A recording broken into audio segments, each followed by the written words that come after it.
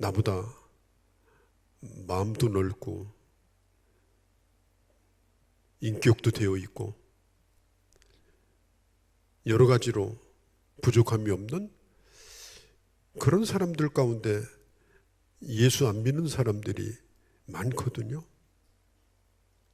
그런데 왜 나는 예수를 믿게 되었는가? 왜 나는 이렇게 부족한 게 많은데 예수 믿고 하나님의 자녀가 되어서 또 하나님의 일을 한다고 참 부족한 중에도 하나님이 왜 나를 쓰고 계신가? 나를 구원하신 것도 감사하고 나를 쓰시는 것도 감사하고 이런 생각을 참 오래전부터 많이 해왔지만 그 답을 내게서는 찾을 수가 없다는 결론입니다. 나에게서 근거를 1도 찾아볼 수가 없습니다. 분명하고 확실한 것은 뭐냐? 하나님이 나를 구원하시고자 하는 강력한 의지를 가지고 계셨다. 이것을 우리가 뭐라고 말하느냐? 하나님의 선택이라고 말하고 하나님의 예정이라고 말합니다. 그리고 하나님께서는 이 일을 하실 때 누가 등 떠밀어 가지고 뒤에서 손을 써 가지고 그 사람은 구원해야 된다고 작업한 것도 없습니다. 하나님께서 스스로가 기쁘셔서 주님이 좋으셔서 하나님께서 나를 기쁘신 뜻대로 예정하셨다. 기쁘신 뜻대로 하나님께서 나를 자녀 삼으셨다. 그래서 인간의 논리나 인간의 설명을 뛰어넘는 그런 은혜 속에서 내가 하나님의 자녀가 되었기 때문에 항상 하나님 앞에 엎드릴 때마다 감사하지 않을 수가 없습니다. 사도 바울은 스데반을 죽이는데 앞장선 사람이었습니다. 스데반이 죽자마자 예루살렘에 엄청난 핍박이 일어나고 예수 믿는 사람들이 흩어지기 시작하는데 그냥 흩어지도록 두면 될 거 아니겠습니까? 바울은 그들을 쫓아갑니다. 국경을 넘어서 먼 곳까지 추격을 합니다. 그래서 예수 믿는 사람을 잡아들이는데 미쳐있는 사람입니다. 그런데 그에게 주님이 찾아오셨습니다.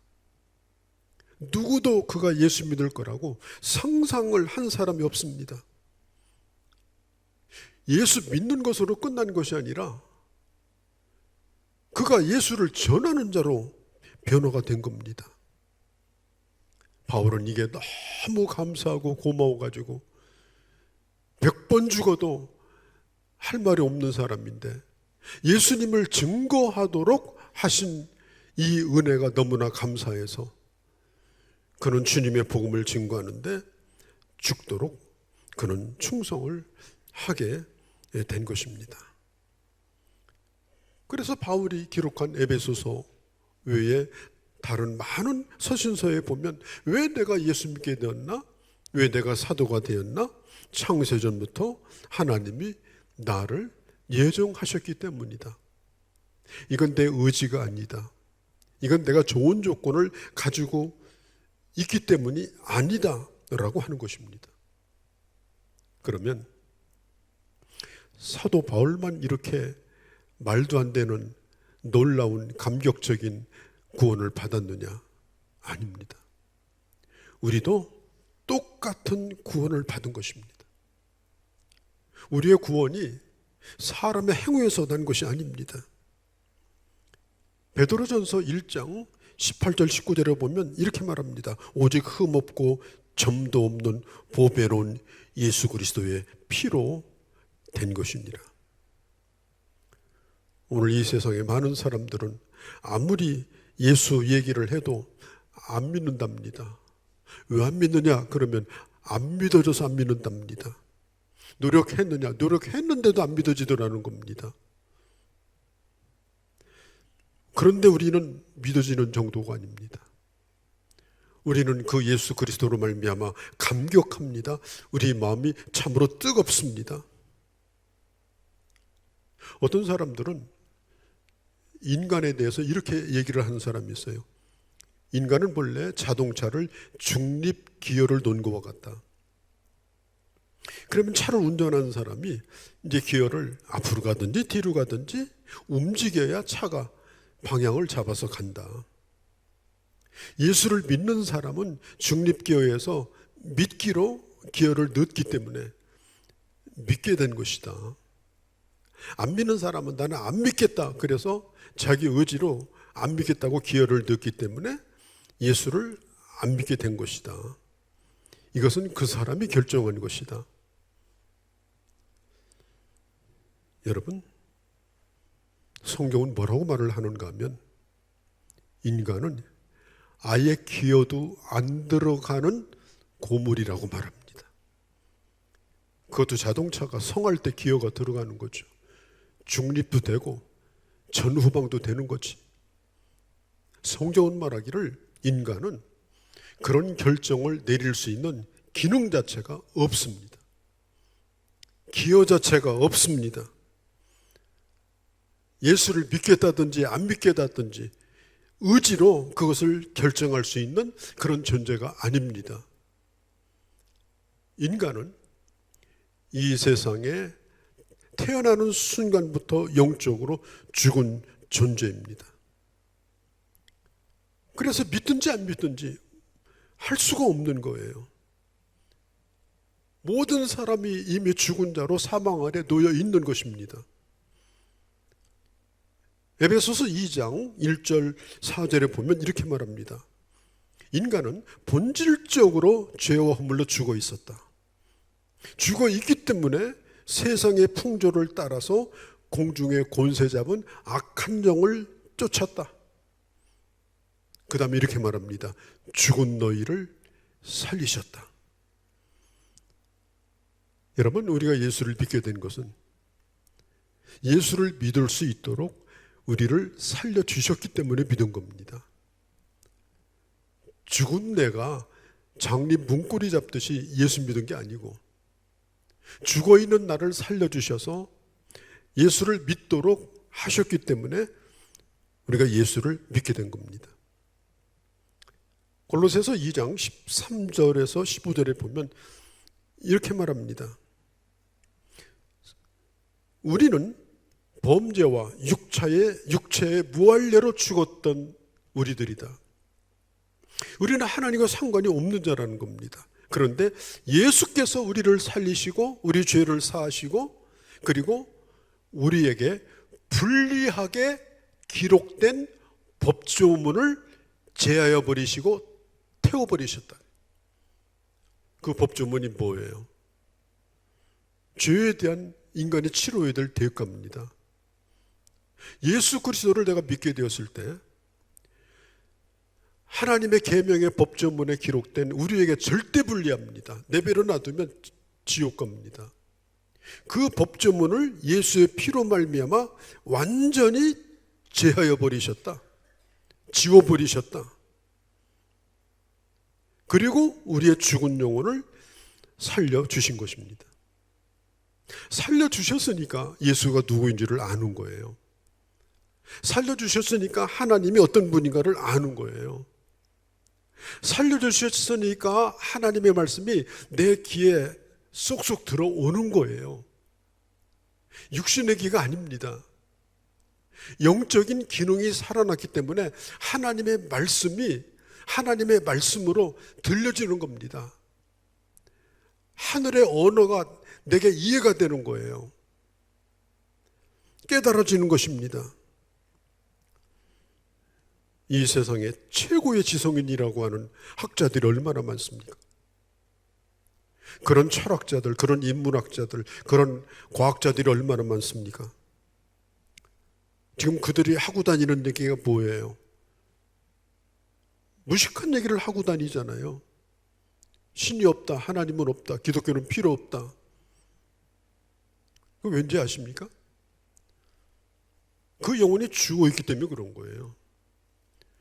머리하고 입만 살아있는 거예요. 그러니까 그들은 하나님에 대해서 말은 하되 하나님이 어떤 분인가를 그들은 믿지 않습니다. 야고보서 1장 18절에 보면 하나님이 우리를 하나님의 말씀으로 낳아주셨다고 했습니다. 하나님의 말씀을 우리가 들을 때 그 말씀이 믿어졌습니다. 그리고 하나님 우리를 낳으신 거예요. 여러분, 우리가 이 세상에 태어날 때 몇 날 몇 시에 어머니 아무개 씨로부터 내가 태어나겠다 그래서 태어난 사람이 있어요? 내가 애써서 내가 태어났습니까? 죽는다고 울기만 했지. 나를 태어나게 하신 분은 어머니의 수고가 있었습니다. 그 어머니의 고통이 있었습니다. 우리가 하나님의 자녀가 된 것도 마찬가지예요. 하나님의 자녀가 되었다는 말은 하나님의 자녀로 태어났다는 말입니다. 태어났다는 말을 다른 말로 뭐라고 말하느냐? 거듭났다고 말합니다. 이것은 우리가 육신적으로 태어난 또 하나의 출생이에요. 또 다른 출생, 그게 뭐예요? 영적으로 죽은 자가 살아나는 출생입니다. 그걸 거듭났다, 그렇게 말합니다.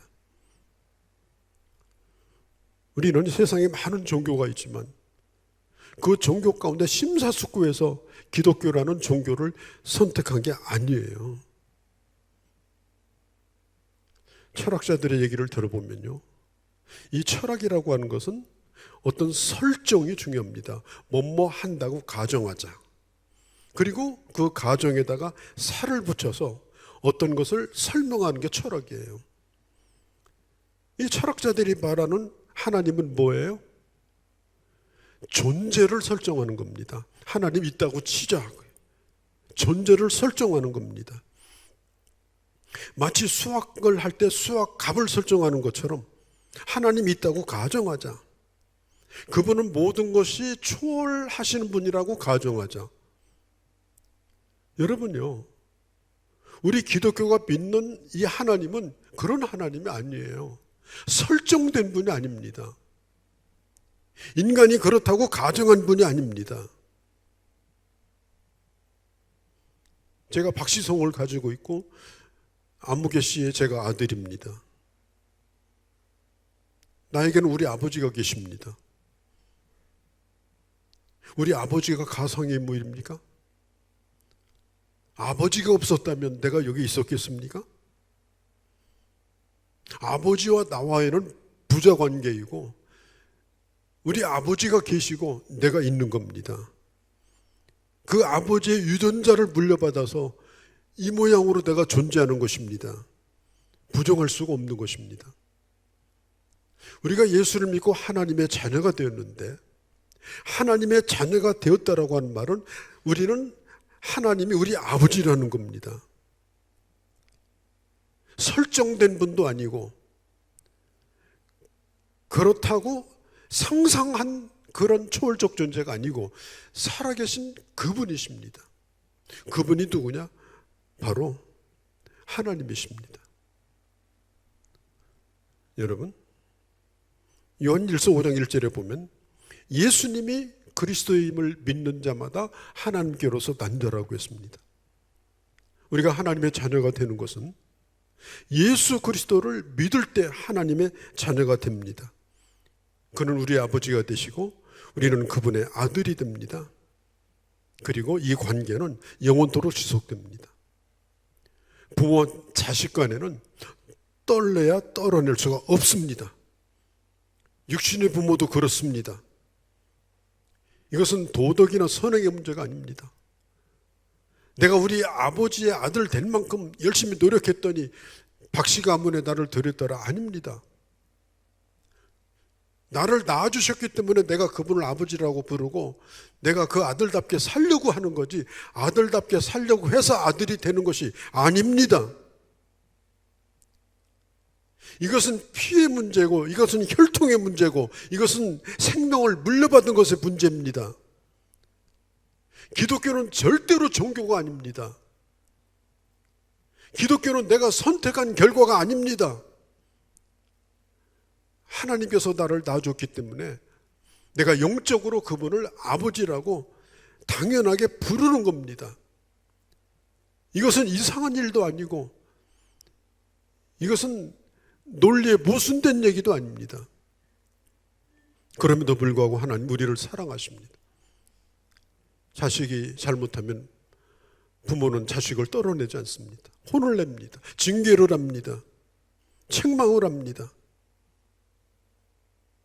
하나님은 성령으로 우리와 함께 하시고 우리가 잘못 살아갈 때 성령께서 우리를 꾸짖습니다. 우리로 하여금 근심하게 만듭니다. 우리로 하여금 회개하게 만듭니다. 그래도 안 들으면 징계도 옵니다. 심지어 성경은 이렇게도 말합니다. 육체를 망하게 해서라도 영혼을 구원하신다. 육체가 망하는 게 뭐겠어요? 인간이 이 세상에서 겪는 온갖 실패와 고통과 좌절입니다. 그것보다 더 중요한 것은 하나님과의 관계를 주님은 끊지 않고 나를 책망하시고 나를 붙들고 계시다는 사실을 잊어버리면 안 돼요. 성경은 말합니다. 그리스도 안에 있는 하나님의 사랑에서 우리는 절대로 끊어낼 수가 없다. 우리가 예수 믿기 전에는 사탄의 그늘 아래 살던 자입니다. 요한복음 8장에 보면 너희 아비는 사탄이라고 말했습니다. 사탄이 시키는 대로 너희는 거짓말을 한다고 말했습니다. 그런데 예수 그리스도를 믿게 되면 이제는 마귀가 절대로 손대지 못하는 존재가 되는 겁니다. 어둠은 빛을 이기지 못합니다. 캄캄한 공간에 불이 들어오면 어둠은 사라지게 되지 빛을 이기는 어둠은 없습니다. 우리 안에 이미 요한복음 1장에 있는 것처럼 말씀이 육신이 돼요. 그 생명의 빛 대신 예수 그리스도가 우리에게 임했기 때문에 하나님의 자녀는 절대로 마귀의 영향을 받지 않습니다. 흔히 어디서 본 것처럼 귀신아 물러날지어다 뭐 귀신에게 막 사정하고 물러나 달라고 그러고 막 그런 푸닥거리 하는 거 쏘고면 안 됩니다. 성경은 그렇게 말하고 있지 않습니다. 야고보서 4장 7절은 이렇게 말합니다. 마귀를 대적하라. 그러면 피하리라. 우리는 언제나 마귀를 대적합니다. 왜? 하나님 우리와 함께하고 계시기 때문에. 우리는 마귀의 영향을 받는 자가 아니기 때문에. 우리는 성탄의 계절을 지금 맞고 있습니다. 주님의 오심을 기다리는 이제 마지막 주간이 오늘 이번 주일입니다. 이번 주가 지나면 우리는 성탄을 맞이할 겁니다. 이 땅에 예수님이 오셨는지 그분이 누구인지를 생각해야 됩니다. 예수 믿는 사람은 그가 누구인지를 잘 압니다. 저 경상도 어디 보니까 그 시골인데 축제를 열었는데 크리스마스 축제예요. 산타 축제. 그래가지고 동네 사람들이 전부 산타 옷 입고 막 다 와가지고 핀란드인지 어디서도 막 외국 사람 와가지고 또 거기 동참하고 군수가 나와서 인터뷰하는데 보니까 이번 이 축제가 잘 돼서 우리 지역 발전에 경제에 도움됐으면 좋겠다고 그러고 있더라고요. 그러면 거기 주님 오십니까? 오늘 이 세상에 예수 그리스도가 역사적인 인물이라는 사실을 부인하는 사람은 없습니다. 예수 그리스도가 나사렛에서 태어났다. 그분은 목수의 아들이다. 그분의 아버지는 요셉이다. 그분의 어머니는 마리아다. 이거 안 믿는 사람 없어요. 다 믿어요. 그런데 육신적으로만 예수 그리스도를 아는 것 가지고는 성탄이 안 됩니다. 사도 바울은 고린도후서 5장 17절에 보면 그가 예전에 예수를 모르고 살았을 때 그때를 생각하면서 이렇게 말합니다. 이제부터는 어떤 사람도 육신을 따라 알기를 원치 않노라. 아니하노라. 이게 무슨 얘기인가 하면, 내가 예수를 모를 때 예수가 그냥 역사적인 인물이고 목수의 아들이고 요셉의 아들이라는 거, 그렇게 알기를 나는 원치 않는다는 겁니다. 여러분, 사도 바울은 지성인입니다. 그때 당시 최고의 학문을 배운 사람이고 최고의 학자에게 그 학자를 스승으로 삼고 배웠던 사람입니다. 당시 유대인들의 주류 종교인 유대교에 깊이 빠져 있던 사람입니다. 그런데도 불구하고 그는 예수님에 대해서 알지 못했습니다. 육신적으로만 알고 있었습니다. 성경을 읽으면서도 몰랐습니다. 사도 바울은 구약 성경의 학자인데도 구약 성경에서 가르치는 그 오시고자 하는 그분, 그 그리스도가 예수라는 사실을 바울은 전혀 몰랐습니다. 심지어 예수를 믿는 사람들에 대하여 이단의 괴수를 믿는 자들이라고 말했습니다. 예수의 형제가 몇 명인지 바울은 잘 알고 있었습니다. 그러나 그분이 왜 오셨는가? 그것에 대해서는 무지했습니다. 우리는 이 성탄의 계절에 다시 한번 우리는 생각을 해야 됩니다. 여러분은 예수를 아십니까? 그분이 누구인지를 진정으로 여러분 아십니까? 아니면 저 동사무소에서 뛰어나 볼 수 있는 그분의 출생이나 그분의 부모나 그분의 형제들만 알고 있습니까? 그렇다면 성탄의 의미는 없습니다. 오늘 기독교 안에서도 자유주의 신학자들, 또 기독교 종교 철학자들, 또 기독교 종교 심리학자들, 그들이 얼마나 멋지게 예수에 대해서 말하는지 몰라요. 홀랑 빠져요. 막 교회 나가고 싶고, 막 그런 예수 만나고 싶고, 막 그런 예수 닮고 싶어. 그런데 그들이 말하는 예수는 하나님이 보내신 구원자가 아닙니다. 예수를 닮고 싶다고 해서 예수 믿는 게 아니에요, 여러분. 우리는 예수 그리스도가 우리가 닮고 싶은 분이 아니라 그분은 하나님의 아들이십니다. 그분은 우리가 믿는 신앙의 대상입니다. 그분은 우리의 구원자입니다. 오늘 과학자들이 뭐 성경은 맞다 틀리다, 뭐 신이 있다 없다, 이런 무지한 소리를 합니다. 1차원에서 살고 있는 사람들이 4차원을 어떻게 합니까? 땅의 차원의 지식을 가진 사람들이 영적 차원을 어떻게 합니까? 그러니까 헛소리하는 겁니다.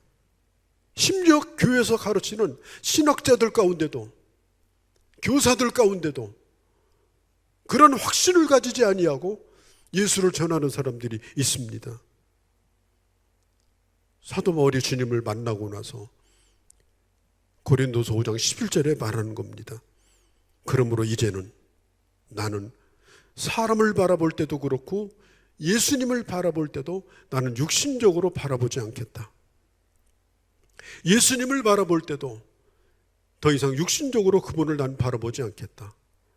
사람을 바라볼 때도 인간은 진화된 존재가 아니고 하나님의 피조물이고 구원받아야 될 대상으로 나는 이제부터 바라보겠다.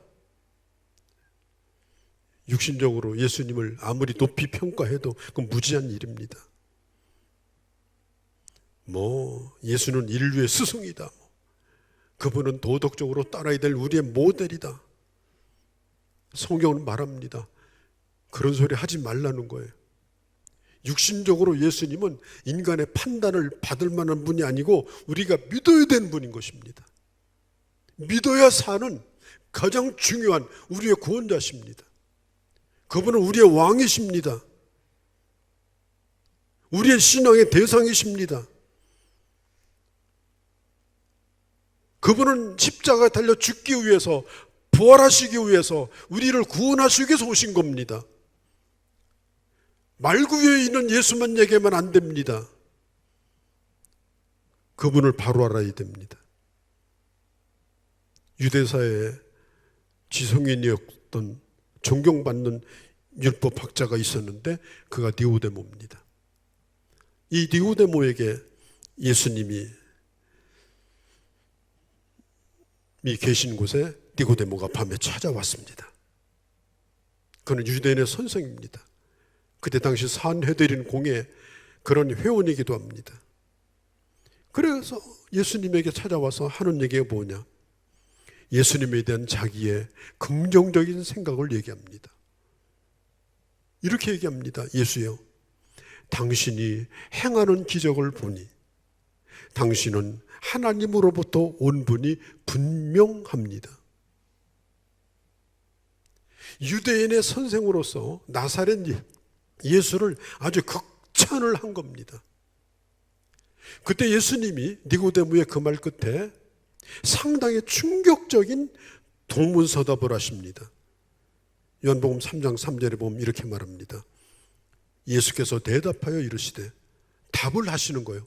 니고데모의 말에 대해서. 예수님을 훌륭한 분이라고 말하는 것에 대해서 답을 하시는데 대답하여 이르시되, 진실로 진실로 내가 너에게 이르노니 네가 거듭나지 않으면 하나님의 나라를 볼 수가 없느니라. 이 얘기를 들었던 니고데모는 뒤통수를 얻어맞은 거예요.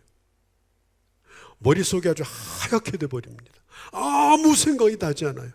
그분의 지성, 논리가 다 사라져 버렸어요. 그 다음에 마치 술 취한 사람처럼 이렇게 말합니다. 예수님, 내 나이가 이렇게 많은데 어떻게 해서 어머니 뱃속에 다시 들어갔다 나옵니까? 참, 애들도 안 하는 얘기를 하는 거예요. 니고데모는 이해할 수가 없었습니다. 사람이 거듭난다는 거, 육신으로 태어났는데 어떻게 태어나느냐, 어머니 뱃속에 들어갔다가 나와야 되느냐, 이해가 안 됐습니다. 이 영적인 출생에 대해서, 이 거듭남에 대해서, 이 본 어게인하는 이 새로운 출생에 대해서 니고데모는 도무지 이해할 수가 없었습니다. 그냥 문자적으로만 이해하고 어머니 뱃속 생각을 한 겁니다. 이렇게 당황하면서 헛소리를 하고 있는 니고데모에게 니고데모가 이미 잘 알고 있는 구약의 한 얘기를 해줍니다. 그 이야기의 배경은 민수기서 11장입니다. 요한복음 3장 14절 15절에 보면 모세가 광야에서 뱀을 든 것 같이 나도 들려야 하리니 이는 그를 믿는 자마다 영생을 얻게 하려 하심이라. 이스라엘 백성들이 애굽에서 처음 나왔을 때 하나님을 찬양했습니다. 그런데 광야로 들어가자마자 그들은 목말랐습니다. 날씨가 더웠습니다. 양식이 떨어져 갑니다. 그때 이스라엘 백성들은 하나님을 원망하고 모세를 원망합니다. 술렁대기 시작합니다. 심지어 애굽으로 다시 돌아갈 기세입니다. 그때에 하나님께서 저 사막에서 흩어져 살던 무서운 맹독을 가진 뱀들을 불러 부으십니다. 이스라엘 백성들 가운데 뱀들이 무더기로 나타나서 닥치는 대로 물어대는데 물고 독을 그냥 그 혈관에 쏟아 붓습니다. 100% 치사율, 물린 자는 다 죽어갑니다. 물린 자는 죽어가고 살아있는 자들은 공포에 그냥 완전히 공포에 빠져 있습니다. 그때 하나님 앞에 모세가 기도했습니다. 하나님, 살아야 되겠는데 어떻게 하면 살겠습니까? 이 독이 어떻게 하면 해독이 되겠습니까? 그때 민수기서 21장 8절 9절에 보면 하나님께서 모세에게 가르쳐 주셨습니다. 여호와께서 모세에게 이르시되 불뱀을 만들어 장대에 매달아라. 물린 자마다 그것을 보면 살리라. 모세가 놋뱀을 만들어 장대 위에 다니 뱀에게 물린 자가 놋뱀을 쳐다본 즉 모두 살리라. 하나님이 시키는 대로 다 했고 쳐다보면 나으리라. 모세가 한 말을 마음으로 믿고 그리고 쳐다보면 나으리라. 듣고 믿고 쳐다보는 겁니다. 어떤 자들은 그 말을 믿지도 않았고 보지도 않고 죽었습니다. 그런 어떤 사람들은 그 말을 믿었습니다. 보면 살리라. 장대에 매달린 놋뱀을 보면 살리라. 예수님은 말씀합니다. 그 장대에 매달린 그 놋뱀이 바로 나의 이야기다. 내가 십자가에 달려야 하리라. 놋뱀이 달린 것처럼 십자가에 달리신 예수 그리스도, 그 놋뱀의 예언이 죄로 말미암아 죽어져 가는 자가 살아나는 그 놀라운 기적을 경험할 수 있는 것이 바로 예수 그리스도를 믿는 거라고 주님이 가르치시면서 믿는 자는 영생을 얻는다고 말씀하셨습니다. 여러분, 우리가 거듭난다라고 하는 것은 예수를 믿으면 영생을 얻는다는 뜻입니다.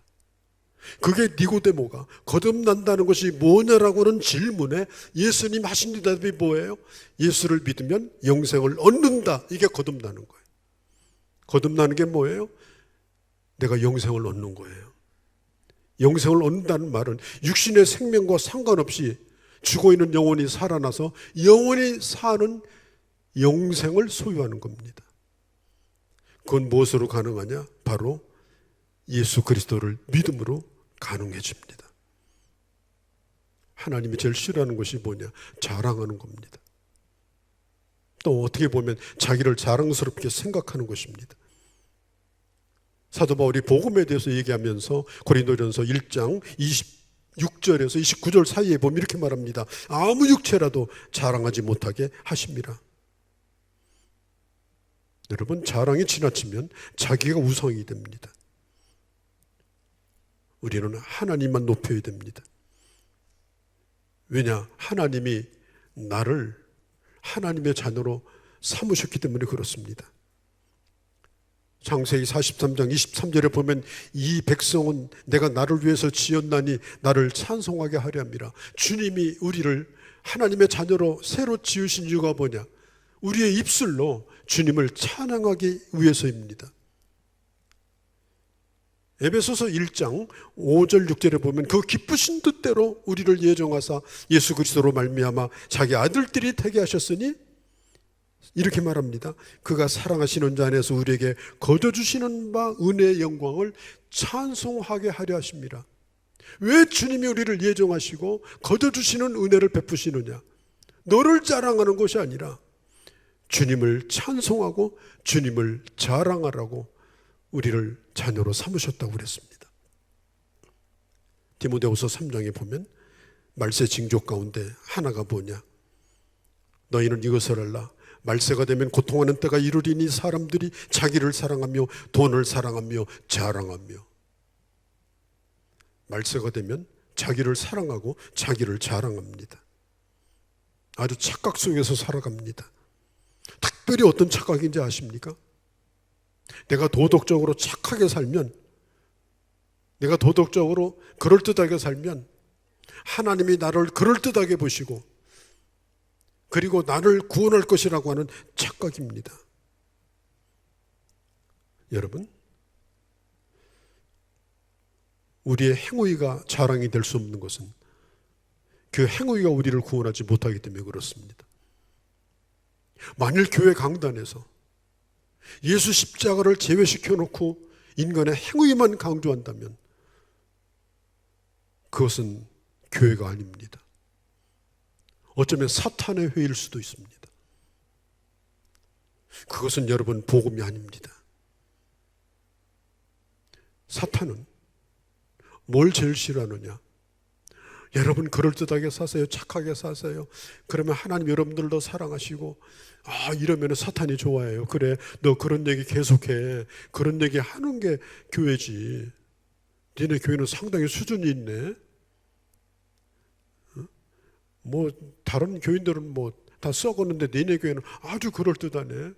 착한 사람 많이 모였네. 여러분, 그게 여러분 교회입니까? 교회는 죄인들이 와서 생명을 살리는 복음을 듣고 하나님의 자녀로 거듭나고 그리고 계속해서 어떻게 하면 하나님의 자녀로 살아갈까를 배우는 것이 바로 이게 교회입니다. 여러분, 세상은 복음을 환영하지 않습니다. 세상은 예수님이 왜 오셨는지에 대해서 관심이 여러분 없습니다. 전혀. 그분은 착하신 분이고, 그분은 훌륭한 스승이고, 그분은 내가 닮아야 될 모델이고, 내가 작은 예수가 돼서 나는 예수 제자가 되리라, 그런 얘기나 짓거리게 만드는 게 여러분, 그게 교회가 아닙니다. 예수 그리스도는 이 세상에 오신 것이 착한 분으로 오신 것이 아니에요. 우리의 왕이고 우리를 지옥에도 천국에도 보낼 수 있는 절대 주님으로 오신 거예요. 그게 바로 성탄절의 의미입니다. 이것이 바로 성경의 예언입니다. 교회에서 이 복음을 전하면 사람들이 싫어합니다. 아이, 교회에서 맨날 십자가 얘기만 하고 피 얘기만 하고 어떻게 이 세상에 나가서 그럴듯하게 사는지, 멋지게 사는지, 큰 멋진 비전을 품고 막 세상을 변화시키고 뭔가 이 교회가 무브먼트의 중심이 돼가지고. 아닙니다, 여러분. 우리는 성탄절에 다시 한번 생각해야 됩니다. 세상이 교회를 칭찬하는 것에 목이 마르면 안 돼요. 그래서 교회가 자꾸 세상에다 퍼다주는 거예요. 그래도 신문에 한 줄이라도 나오고, 이 동네에서 아유, 저 교회 좋은 교회네, 이런 소리 들으려고 좋은 교회라는 감투 씌워주고 교회를 구제기관으로, 복지기관으로 만들어 버리려고 하는 것이 이 세상이 하는 일입니다. 만일 예수의 피가 빠져 있다면, 복음이 빠져 있다면 여러분, 교회 문 닫아야 됩니다. 그 교회가 왜 있어야 되는 겁니까? 교회에서 가장 중요한 것은 아무리 핍박이 있고 비아냥거려도 오직 교회는 예수 그리스도의 피의 공로를 전하고 오직 예수 그리스도의 택하심과 예정함 속에서 그분이 우리를 구원했다라고 하는 사실을 깨닫게 해주는 것이 바로 교회인 것입니다. 오늘 현대 교회는 피의 복음을 말하지 않습니다. 끊임없이 인간의 도덕과 행위를 강조합니다. 자기 입은 옷이 얼마나 그럴듯한지 그걸 드러내게 합니다. 복음이 발붙일 곳이 없습니다. 십자가 복음 얘기하면 찌그러져 가지고 우리 예수 믿은 지 지금 몇 년 됐는데 그런 얘기하느냐고, 우리는 차원 높은 사람이라고. 완전히 교회가 죽어갑니다. 예수 그리스도의 피가 바로 교회 존재 이유고, 그리고 교회가 전하는 메시지의 중심인 것입니다. 오늘 성경은 말합니다. 예수 그리스도를 믿고 하나님의 자녀가 된 자는 누구도 정죄하지 못합니다. 사탄도 정죄하지 못합니다. 내가 아무리 못 살아도 내가 나를 자책하거나 내가 나를 정죄할 수가 없습니다. 하늘과 땅의 그 어떤 것도 내 스스로도 나는 정죄받을 수가 없습니다. 왜냐하면 예수 그리스도의 그 보배로운 피로 말미암아 우리는 죄의 속함을 받고 법적으로 하나님의 자녀로 거듭난 주님의 자녀이기 때문에 그렇습니다. 성경은 말합니다. 내가 확신하노니 사망이나 생명이나 천사들이나 권세자들이나 현재일이나 장래일이나 능력이나 높음이나 깊음이나 다른 아무런 피조물이라도 우리를 주 그리스도 예수 안에 있는 하나님의 사랑에서 끊을 수가 없느니라. 부모 자식 간의 관계는 피로 맺은 관계이듯이 하나님과 우리와의 관계도 예수 그리스도의 피로 맺은 관계이기 때문에 그 무엇도 끊을 수가 없다. 그 어떤 것도 하나님의 사랑에서 끊을 수가 없다. 이것이 바로 복음입니다. 이 좋은 성탄의 계절에 산타 할아버지가 거리를 활보하고 다니는 이 계절에 아, 예수는 그래도 계신 분이었구나라고 이해는 하고 있는 분들에게 내가 믿는 예수가 어떤 분인가, 하나님의 말씀을 펼쳐서 그들에게 주님을 구체적으로 증거하고 주님이 누구인가를 다시 한번 가르쳐주고 전하고 우리도 그런 확신 가운데 거하는, 정말 복음이 꽃 피우는 그런 놀라운 역사가 일어나는 그런 이번 성탄절이 여러분 교회뿐 아니라 우리가 밖에서도 되어주시기를 주의 이름으로 축복합니다. 거룩하신 우리 아버지, 주님의 사랑, 예수 그리스도 안에서 나를 자녀 삼아주신 주님의 사랑, 그것은 사망이나 생명이나 천사나 권세나 현재 일도 장래 일도 높음도 깊음도 어떤 피조물이라도 예수 그리스도로 말미암은 하나님의 사랑에서 우리를 끊을 수가 없나이다. 이것이 우리의 고백입니다.